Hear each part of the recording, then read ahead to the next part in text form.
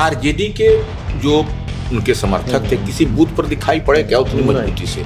ये इस बार मजबूती से प्रशांत किशोर के ही उम्मीदवार प्रत्याशी सामने जो सब लोग दिखाई पड़ा। विपक्ष की भूमिका में प्रशांत किशोर नजर आए हर बूथ पर।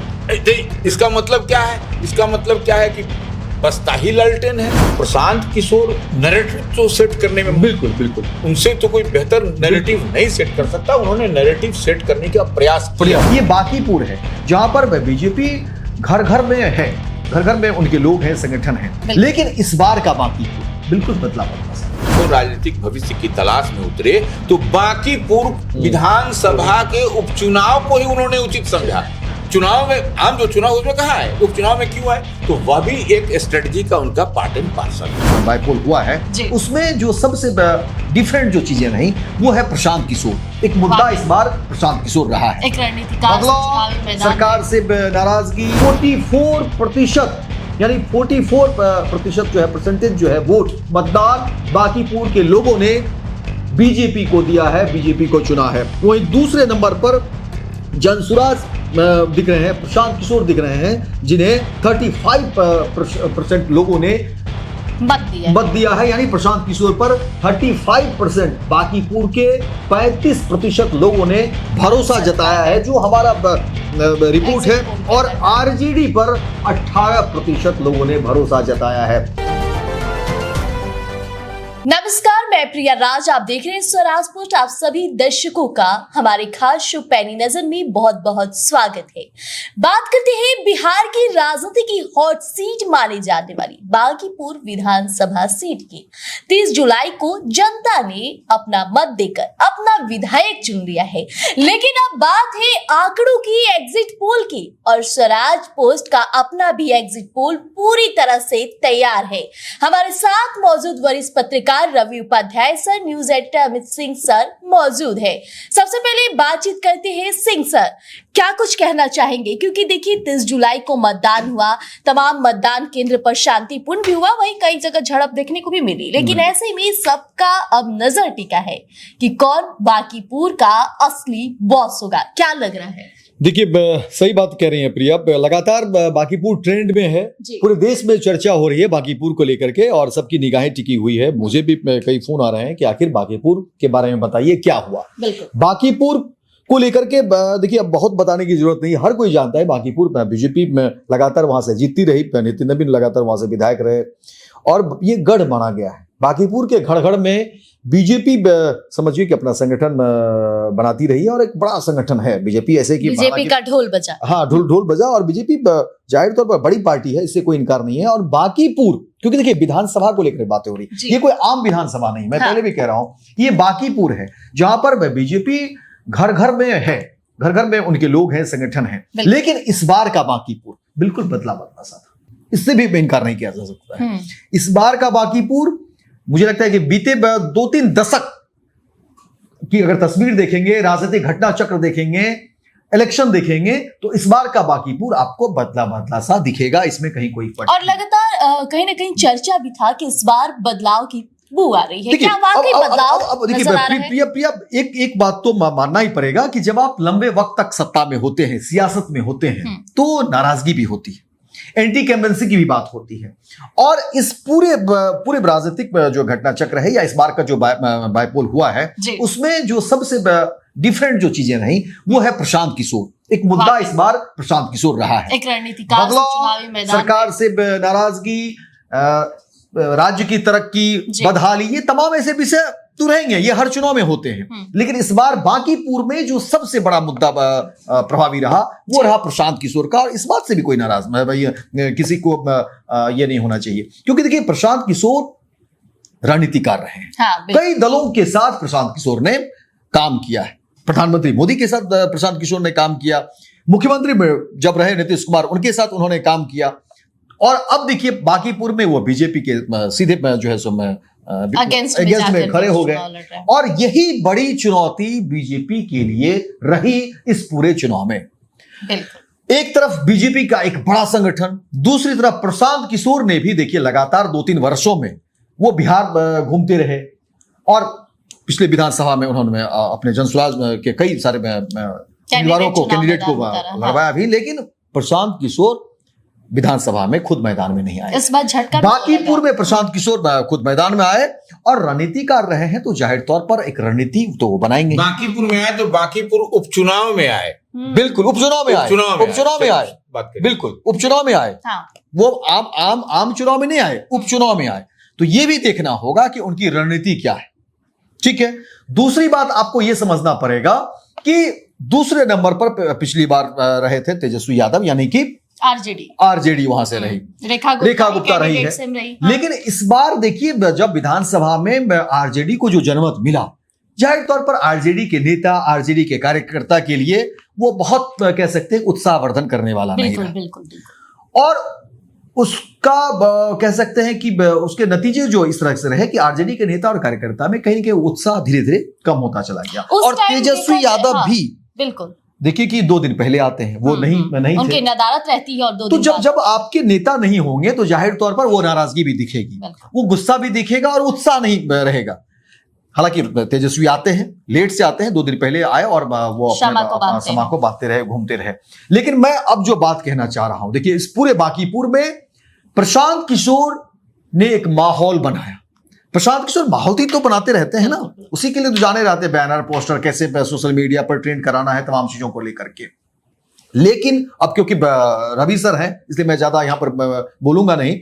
लेकिन एक बात मैं कहना चाहता हूं कि सबको यह समझना होगा, और फिर रवि सर बताएंगे कि स्वराज पोस्ट का क्या सर्वे है, क्योंकि कई सारे एजेंसियों ने सर्वे रखा है और वही बताएंगे। लेकिन एक बात मैं कह देना चाहता हूं इस पर कि आप देखिए कि वोटिंग कितना हुआ है, लोगों ने जो वोट किया उसका प्रतिशत क्या रहा है, वही सब कुछ तय कर देगा। 34.30%। और जब पिछली बार का आप देखेंगे, पिछली बार विधानसभा में, तो आपको जो है जो वोटिंग प्रतिशत है वो रहा है आपको 34.4। पिछली बार की बात किया जाए तो 40.97%। तो अब समझिए ये जो आंकड़े हैं, ठीक है, उपचुनाव में सर रवि सर, उपचुनाव में ये होता है, ये आम बात है। लेकिन चर्चा इसलिए हो रही है क्योंकि ये उपचुनाव जो है, इस बार का इलेक्शन जो है वो कोई आम इलेक्शन नहीं रहा, उपचुनाव है। हाँ। लेकिन क्योंकि ये हॉट सीट रहा है। अब बाकी रवि सर बताएंगे। रवि सर से बातचीत करते हैं। सर, जिस तरह से कल चुनाव हुआ, सभी ने देखा कि चुनाव स्थल पे, मतदान स्थल पे किस तरह से जो युवा वर्ग आए थे, महिला वर्ग आई थी, वृद्ध लोग आए थे, क्या कुछ कह रहे थे, सभी ने वो देखा। लेकिन अब बात करते हैं एग्जिट पोल की। तमाम ऐसे एजेंसी की रिपोर्ट हमारे पास है, जो आंकड़े हैं वो काफी चौंकाने वाले हैं। आप क्या कहना चाहेंगे इस पर? देखिए, एग्जिट पोल जो आ रहे हैं, माने जो कई तरीके के एजेंसी की जो सर्वे की रिपोर्ट है, हम लोगों के पास में 5 है। एक स्वराज पोस्ट का जो सर्वे है वो 6ठा है। हाँ। तो हम स्वराज पोस्ट के व्यूअर्स को, तमाम व्यूअर्स को यह बताना चाहेंगे कि आप देखिए, हम लोग क्या सबका डिफरेंट जो है वह भी बताएंगे। देखिए, पिछले विधानसभा के चुनाव की हम चर्चा यदि करें तो आप देखिए कि 2025 के विधानसभा चुनाव में जब नितिन नवीन सीट से लड़ रहे थे बांकीपुर विधानसभा का, तो उसमें रेखा गुप्ता राष्ट्रीय जनता दल से, जो अभी वर्तमान में प्रत्याशी भी है, वही उम्मीदवार भी थी। तो उस बार आपको भाजपा या आरजेडी आपको दिखाई पड़ता था एग्रेशन में। लेकिन इस बार जो है सो प्रशांत किशोर आपको हर बूथ पर उनके कार्यकर्ता या स्वयं प्रशांत किशोर भी आपको दिखाई पड़े। तो यह कुछ बताता है। हम क्या बताता है यह तो आप ही तय करिएगा। हम क्या कहना चाह रहे हैं इस बात को समझिएगा। उस बार का हम बता रहे हैं कि रेखा गुप्ता या उनके जो उम्मीदवार बीजेपी और आरजेडी में टक्कर दिख रही है। आरजेडी ने टक्कर नहीं, मतदान केंद्र के बाहर जो है सो आपको ये झड़प नहीं दिखाई पड़ती थी। लेकिन इस बार झड़प जो कई जगह से यह रिपोर्ट है और पुलिस को इंटरवेन करना पड़ा, पैरामिलिट्री फोर्स की मौजूदगी में ऐसा हुआ। तो यह बांकीपुर विधानसभा के चुनाव में कभी इस तरीके से हमने नहीं देखा अपने जीवन काल में। इतनी बात हम बता रहे हैं क्योंकि हम भी वोटर हैं यहाँ के। नंबर 1 बात। नंबर 2 बात की अब देखिए, वोटिंग पैटर्न को लेकर के तमाम तरह की चर्चाएं हो रही हैं कि भाई वोट परसेंटेज कम है, 34.30% के आसपास मतदान हुआ है। तो थोड़ा सा इसको भी समझिए कि क्यों ये कब से इस तरीके से बांकीपुर विधानसभा का जो उपचुनाव ये कह लीजिए या चुनाव के कह लीजिए, हम थोड़ा सा डेटा बता देते हैं। हम नहीं बोल रहे, डेटा बोलेगा। 2005 में जब चुनाव हुआ था विधानसभा का, फरवरी में उस समय हंग असेंबली हो गई थी।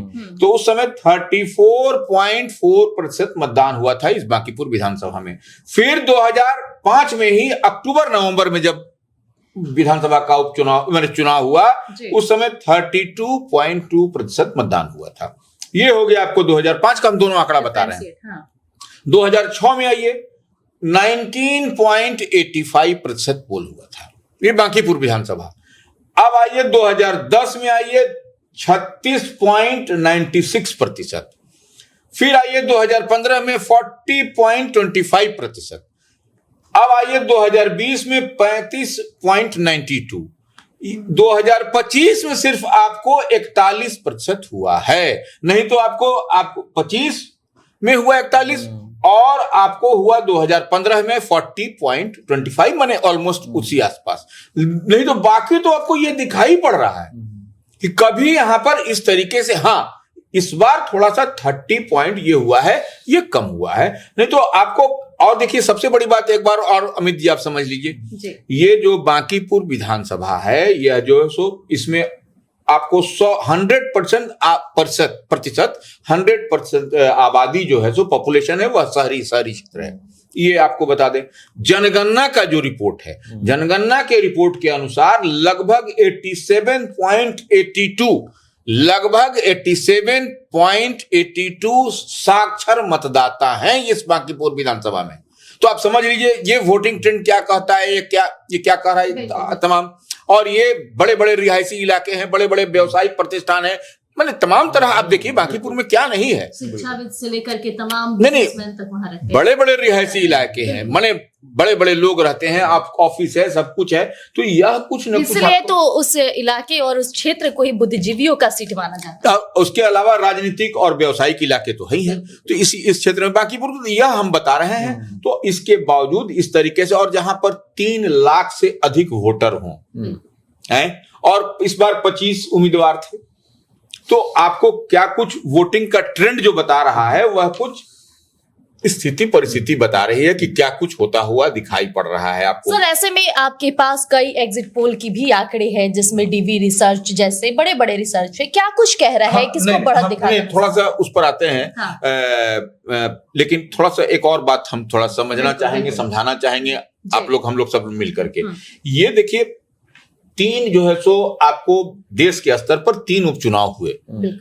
एक बिहार में पटना में का बांकीपुर, आपको गुजरात में मंगतपुर है, वहां उपचुनाव हुए, वह भी वहां कहा जा रहा है कि भारतीय जनता पार्टी वहां से निकल जाएगी। मध्य प्रदेश में हुआ दतिया में, वहां पर भी एक ये 3 सीट है। सब सीट पर आपको कहीं ना कहीं दिखाई पड़ रहा है ये हुआ, लेकिन बांकीपुर ही चर्चा में है, क्योंकि ये नितिन नवीन जो भारतीय जनता पार्टी के राष्ट्रीय अध्यक्ष है, उनकी सीट है, उनके इस्तीफे के कारण यहाँ उपचुनाव हो रहा है। और देखिए आपने शुरू में ही अमित सिंह ने एक बात कहा, वो बताया कि देखिए प्रशांत किशोर अब तक जितने चुनाव हुए उसमें वह अपने राजनीतिक भविष्य की तलाश में वह नहीं उतरे, रणनीतिकार के तौर पे काम नहीं वो ये किस तौर पर काम किए वो छोड़ दीजिए, वह उस पर नहीं, लेकिन वह अपने जो राजनीतिक भविष्य की तलाश में उतरे तो बांकीपुर विधानसभा के उपचुनाव को ही उन्होंने उचित समझा। चुनाव में आम जो चुनाव उसमें कहा है, उपचुनाव में क्यों है, तो वह भी एक स्ट्रेटजी का उनका पार्ट एंड पार्सल है। तो हमने यह बताया कि 100% यहाँ की आबादी बांकीपुर की 100% शहरी क्षेत्र है, और यहाँ पर पढ़ी लिखी 87.82% साक्षरता दर है। तो बहुत कुछ सोच समझ के गणित के हिसाब से वो अपना काम करते हुए दिखाई पड़े। अब देखिए इस सीट पर देखिए भारतीय जनता पार्टी लगातार यहां से जो उम्मीदवार कास्ट को बना रही है, इसके पीछे कारण भी समझना पड़ेगा। ये देखिए आपको यहां पर आपको 14% कास्ट मतदाता है, 14% यहां पर कास्ट मतदाता है बांकीपुर में। यादव है 12%, मुस्लिम चंद्रवंशी और वैश्य समाज 9% है, भूमिहार और दलित 8%, यानी 60 से 70,000 के करीब में कायल समाज है। 8% है। ब्राह्मण यहाँ पर 7% है, और कुर्मी और राजपूत इन लोगों को बांट दी तो 5% इन लोगों की है। तो ये और यहाँ पर इस बार आप देखिए कि दो प्रत्याशी की हम चर्चा करेंगे बांकीपुर में। तो एक नीरज कुमार सिन्हा जो भारतीय जनता पार्टी से हैं और दूसरे हैं जनसुराज के सूत्रधार प्रशांत किशोर। ये दोनों ही जब पहली बार चुनाव लड़ रहे हैं। रेखा गुप्ता बीते विधानसभा के चुनाव में लड़ चुकी थी, करारी हार हुई थी, लेकिन आप 40,000 तकरीबन वोट भी उन्हें मिले। हाँ, लेकिन तब आप देखिए कि इस बार हम एक ही बात कर रहे हैं अमित जी कि आप एक चीज देखिए कि इस बार आरजेडी के जो उनके समर्थक थे किसी बूथ पर दिखाई पड़े क्या उतनी मजबूती से? इस बार मजबूती से प्रशांत किशोर के ही उम्मीदवार प्रत्याशी सामने जो सब लोग दिखाई पड़ा। विपक्ष की भूमिका में प्रशांत किशोर नजर आए हर बूथ पर।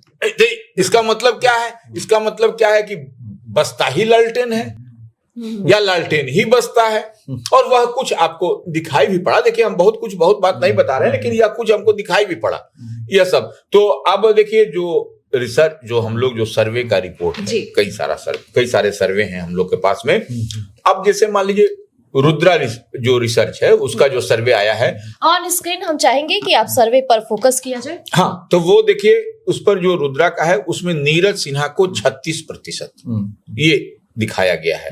माने भारतीय जनता पार्टी के जो प्रत्याशी हैं नीरज सिन्हा को 36%, रेखा गुप्ता जो आरजेडी के हैं उनको 10%, प्रशांत किशोर को 50% और अन्य में आपको 4% ये रुद्रा वाले ने दिया है। प्रशांत किशोर को बढ़त दिखाई जाए। हाँ, बढ़त इसमें है, और बढ़त इसी में नहीं, ऑलमोस्ट ऑल सभी में बढ़त है।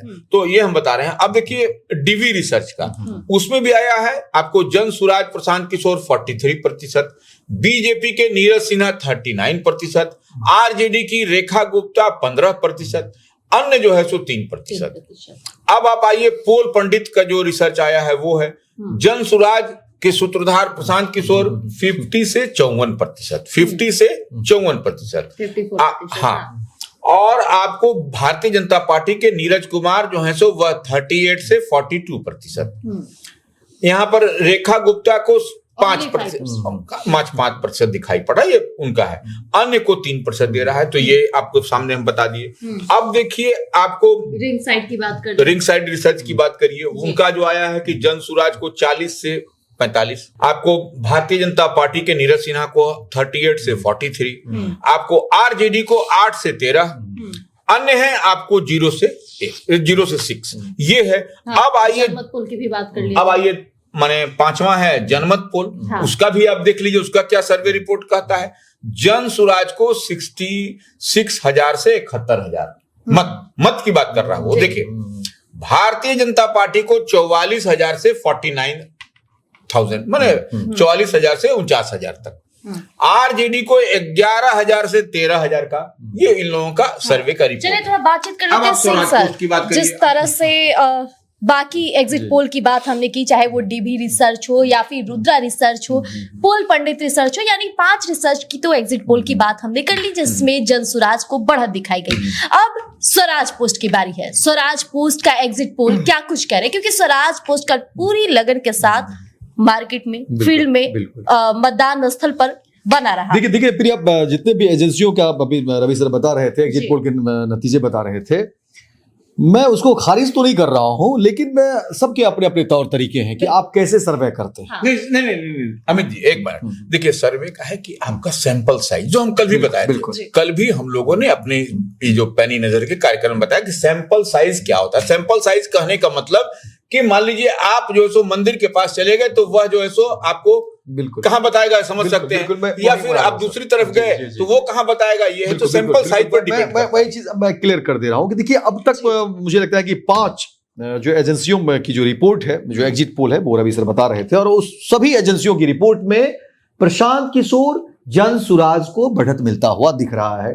लगभग 40 और 50% वोट मिलता हुआ दिख रहा है। लेकिन स्वराज पोस्ट के भी एग्जिट पोल हैं और हमारी बड़ी टीम है बिहार झारखंड में। मुझे लगता है कि स्वराज पोस्ट की अभी अगर 2026 की बात करें तो स्वराज पोस्ट ने अपना बड़ा दायरा बनाया है और बड़ी लंबी टीम है, और पूरी टीम ने काफी मशक्कत की है। उसमें अलग अलग एजेंसियों का भी हमने सपोर्ट लिया है, कई और लोग भी इसमें जुड़े हैं, जो छोटे छोटे एजेंसी हैं उनसे भी हमने सपोर्ट लिया, और फिर हमने मंथन किया और वो तमाम मंथन लेकर के हम बैठे हुए हैं स्वराज पोस्ट पर, हम आपको उसका खुलासा भी करेंगे।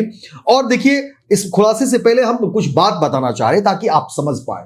देखिए, मैं वही कह रहा हूं कि उपचुनाव में ऐसे भी अमूमन जहां भी उपचुनाव होता है वहां पर जो वोटर होते हैं वो बहुत उत्साहित नहीं होते, वो मान करके चलते हैं कि ठीक है एक औपचारिकता है, होना है, और उत्साह जो है वो नहीं होता है। लेकिन आप कहेंगे कि नहीं, बागीपुर को लेकर के तो उत्साह था, जाहिर तौर पर बागीपुर को लेकर के उत्साह था और दिख भी रहा था। और ये उत्साह क्यों था? क्योंकि एक तो है कि नितिन नवीन को राष्ट्रीय अध्यक्ष बनाया गया बीजेपी का, और दूसरी सबसे बड़ी बात कि प्रशांत किशोर जो कई पार्टियों के लिए रणनीतिकार रहे, उनके लिए राजनीतिक रणनीति बनाते रहे, वो खुद पार्टी तो बनाया, उसमें भी चुनाव उन्होंने नहीं लड़ा, और इस बार बांकीपुर में उपचुनाव में वो खुद उम्मीदवार के तौर पर थे।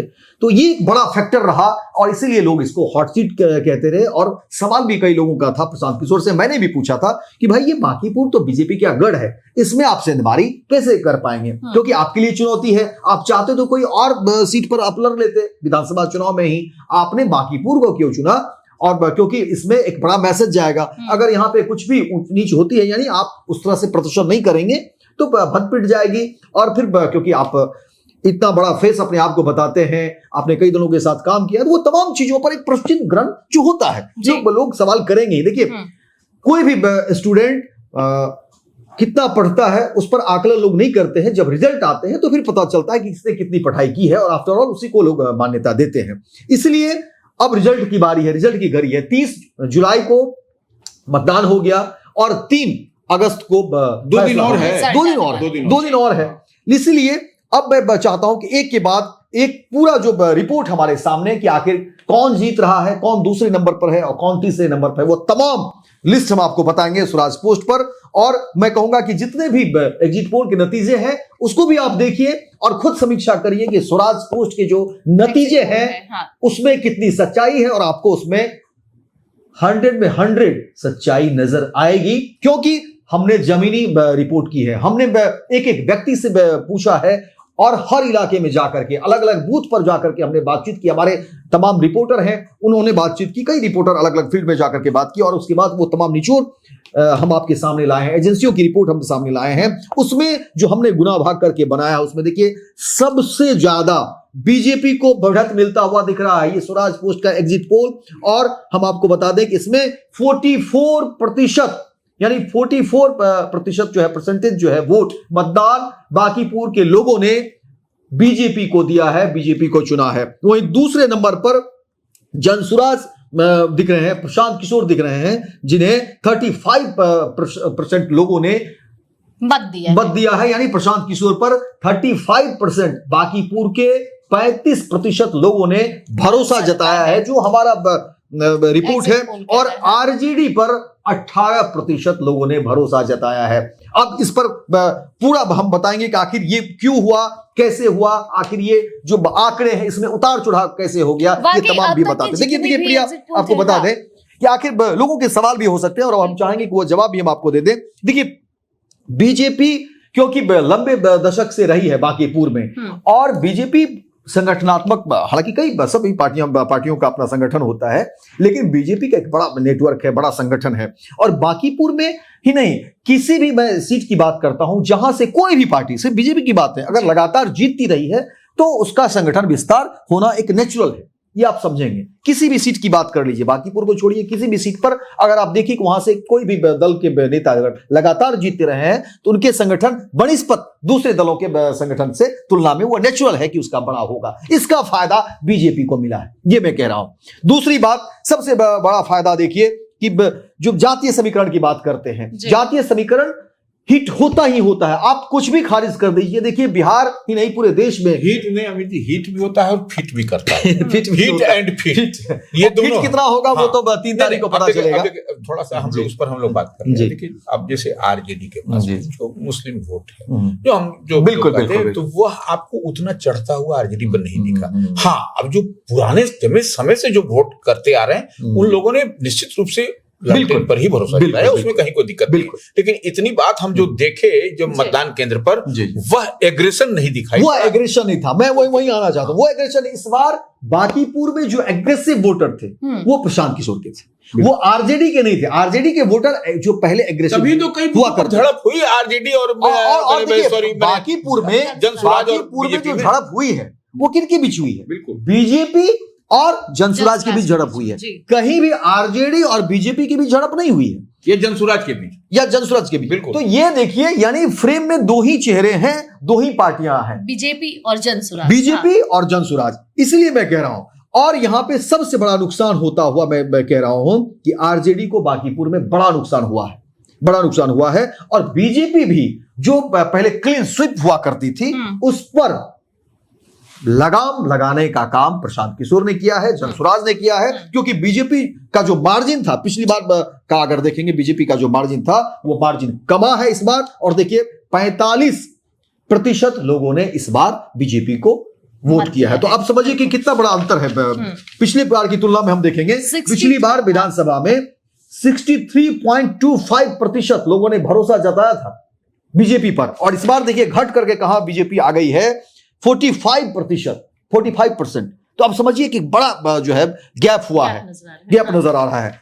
आप देखिए रेखा गुप्ता, तेजस्वी यादव यानी आरजेडी को जो लोगों ने वोट किया था 29.83% लोगों ने पिछली बार, ये पिछली बार के आंकड़े हैं। लेकिन अब देखिए वहां से घट के आरजेडी को कितना नुकसान हुआ है। और आरजेडी को देखिए इस बार जो है 18% लगभग पर आ चुकी है। 18% पर बीजेपी ये आरजेडी आ चुकी है। और प्रशांत किशोर में बड़ा उछाल देते हुए दिख रहा है। वंदना कुमारी थी प्रत्याशी उस वक्त पिछली बार प्रशांत किशोर नहीं थे चुनावी मैदान में, उसमें और 7 पॉइंट कुछ था, हाँ, 7,000 लगभग जो है 4.97% मतदान जो है मिला था जनसुराज के फेवर में। और इस बार क्योंकि खुद चुनावी मैदान में थे प्रशांत किशोर, तो उस चुनावी मैदान में होने की वजह से और तमाम जो रणनीति बड़ा जंप मिला है। और उस जंप को लेते हुए देखिए 35% जनसुराज पर लोगों ने सर स्वराज पोस्ट का एग्जिट पोल बिल्कुल बाकी एग्जिट पोल से अंतर रहा, क्योंकि देखा जाए तो यहाँ बीजेपी की बढ़त दिखाई दे रही है। क्या कहना चाहेंगे? नहीं देखिए, निश्चित रूप से हम तो बार बार कह रहे हैं कि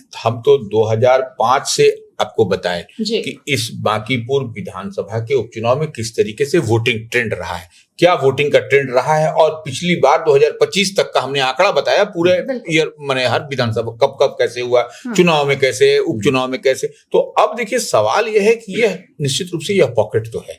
और आपको यह जो हम बार बार एक और इशारा कर रहे हैं कि भारतीय जनता पार्टी और जनसुराज के बीच में जो कई इलाकों में, कई पॉकेट में या कई बूथ के बाहर आपको दिखाई पड़ा, वो जो तानातानी सब जो हुआ, ये क्या हुआ। और देखिए एक बात तो है, प्रशांत किशोर नैरेटिव तो सेट करने में बिल्कुल उनसे तो कोई बेहतर नैरेटिव नहीं सेट कर सकता। उन्होंने नैरेटिव सेट करने का प्रयास जरूर किया।